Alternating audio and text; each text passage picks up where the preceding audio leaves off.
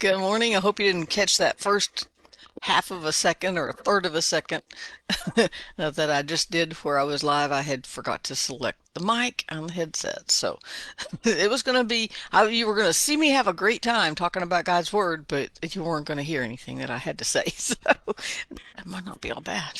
Anyway, I hope you're having a great Saturday. Hope it's starting better than mine so far. It's not bad, really. And I hope you have a good weekend planned. It looks like the weather is finally starting to get closer to what we really like to enjoy, right? Unless there are some of you who really like cold weather. It's not me, I can promise. But anyway, I want a little snow and maybe just one little glaze of ice just so it's pretty. And then it can just go away. And I'm good for a year. I only need that about once a year, right? I like to enjoy it. I'd like to have snow just on Christmas Day. That would be the perfect place to live, where it just snows really good on Christmas Day. It's beautiful, and then you just go on, right? But God didn't ask me about weather patterns when he just designed them and set them all up and created them. Aren't you glad? Aren't you thankful? For real. So, man, my mind is all over the place today. I've got a busy day. It's a busy day with good stuff. I got to work too, but I got some good stuff going today. It's gonna be a good day. I'm gonna have some time with my kids tonight. We're gonna have a big old taco salad. That's our family tradition, right? And I hadn't seen the grandkids since the first of January, literally. Yeah, so it's been a long time. We've been sick and all kinds of crazy things going on. So it's going to be a great day. Anyway, I hope you have a great day coming up too. So after yesterday, what did we talk about? I had, about being in our prisons, right? And God getting us out of those prisons and not being a prisoner to fear or doubt and things like that, and how God brings us out of those things.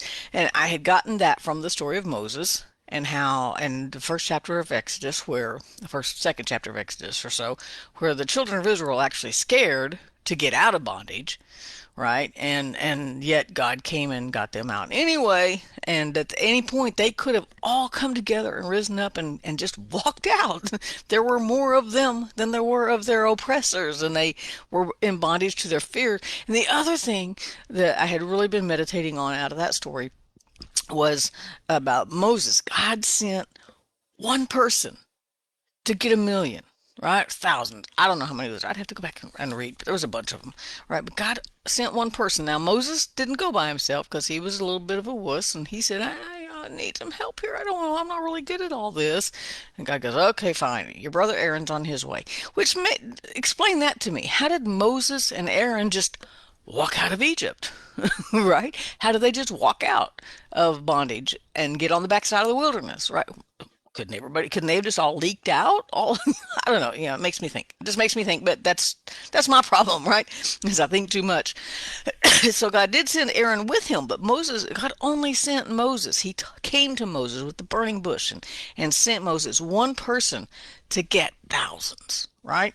But there's other stories, like I've got the story of Esther. God used one woman, who God forbid, right, to preserve the Jewish lineage, right? They were the Haman and the bad guys were going to wipe out the Jews.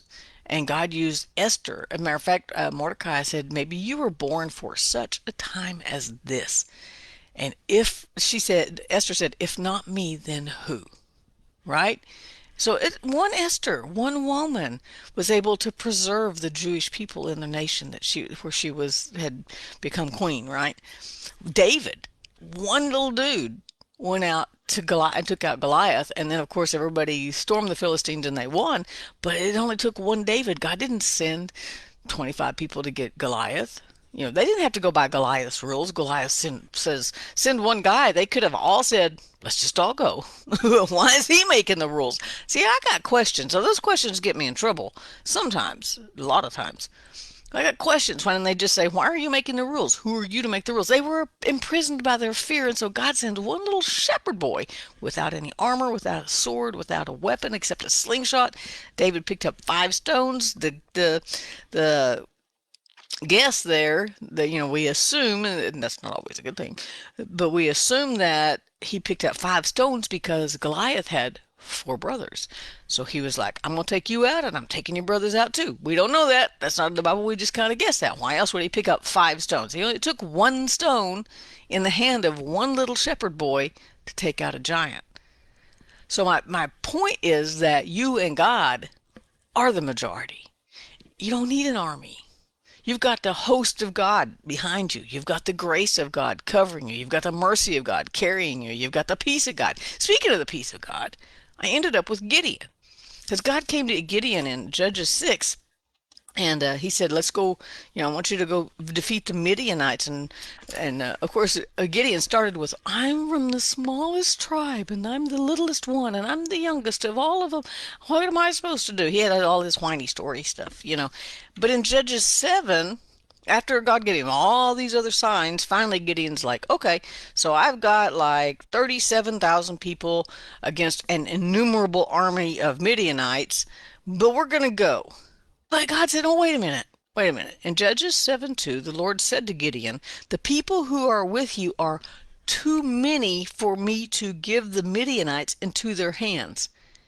God said, "You got too many people." They were already outnumbered. They were outnumbered. And God said, "You've got too many for me to take care of this battle for you." He said, because Israel could claim glory for itself against me, saying, "We saved ourselves. We did this. God didn't do anything." Well, I know in my life, I do not have it together enough to say all that, right? Anyway, so he said, proclaim, and he said, tell anyone who's afraid and in fear to just go home. And 22,000 people left. 22,000 people. So he had about 32,000 people. And 22,000. He said, "If you're scared, go home." And they said, "Okay." They just 22,000 people went home and left him standing there holding the bag. Right? Well, he had 10,000 people left, but he's still gonna. It's incomparable to the army they were gonna fight still. And then God says, in verse 4, he says, "You still have too many. Even though you lost two-thirds of it, of your army, you still have too many." So he said, "I'm going to test you." And went down to the water and said, "Get a drink of water." And those who, some went down and lapped, I think it was like a dog, and some picked up the water and got down on their knees. That meant this is just my loose interpretation here. They got on their knees and scooped up the water and drank it. That meant they were still watching. And God said, "Keep those people. The people who aren't watching, send them home." So he sent everybody home. He ended up with 300 people. That was nothing, right? And so now we're going to go defeat an innumerable army of Midianites with just 300 people because you had too many. See, if God is on your side, it doesn't matter who else is for you. It doesn't matter who else is walking that journey with you. It doesn't matter if anybody else even knows you exist, although trust me, people know you exist, okay? But you are a majority, you and God. We've got Moses here, we've got Esther, we've got David, we've got Gideon now, and 300 men who went in and fought the Midianites. But listen to this. Let me see which verse this is. Oh, 620. Oh, 623. Back in 6. I gotta go back a chapter. It said, when he came to Gideon, he said this to Gideon. Gideon said, "Oh, I just saw an angel of God." He's like, "I've seen a face of God. I've been face to face with an angel of the Lord." And the Lord said to Gideon, "Peace be with you." He said, "Peace out. Peace out. Don't get all upset because God visited you. Don't get scared." A lot of people, almost every time God appeared to someone in Scripture, that whether it was an angel or God Himself, it was "Peace be with you," or "Don't be afraid. It's okay. I got you." Right? He said, "Peace be with you. Do not fear." We're still stuck on that fear thing, right? "You will not die." So Gideon thought he was going to die because he was seeing the face of an angel of God, a messenger from God, right? So Gideon built an altar there, and guess what he called it? Jehovah Shalom. The Lord is peace. Isn't that cool? I was like, how did that get in the story of Gideon all of a sudden, right? To this day, it is still called Jehovah Shalom. The Lord is peace. Or it's just, yeah, the Lord is peace. And so right in the middle of this battle, and then God's going to shuck him down to 300 people. And he keeps telling him, "You've got too many. You've got too many." Because you only need one on your side. David had God on his side. Moses had God on his side. Esther had God on his side. Gideon had God on his side. You and God are the majority. You don't have to seek out other help. You aren't going to find peace anywhere else. God will strengthen you for whatever battle you're facing, right? and he will carry you through it, and he's going to bring victory.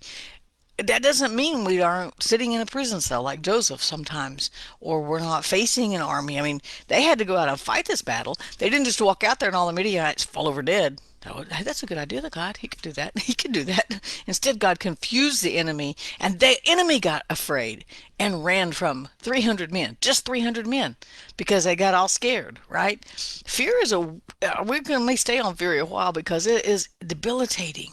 But when we've got God on our side, and Gideon was afraid. Gideon had some moments when he was afraid. He kept saying, okay, I need one more sign, God. Okay, I need one more sign. Okay, wait. Okay, I need one more sign. Moses kind of did that too. Yeah, he was like, oh, I don't know. I need somebody to help me because I just don't talk too good, right? We can be crippled by fear, or we can realize that we've got God on our side, and no matter how bleak it looks right this moment, no matter how difficult our circumstances are, no matter how bad the storm is, no matter how heavy the burden is, God and you are the majority, right? And we can say with Gideon, peace out. The Lord is peace. Jehovah Shalom is right here on this altar of my heart. When I build an altar in my heart and I worship God in my heart, I have Jehovah Shalom right here. And that is the majority. Peace out, you guys. Have a great day. I'll see you bright and early Monday morning.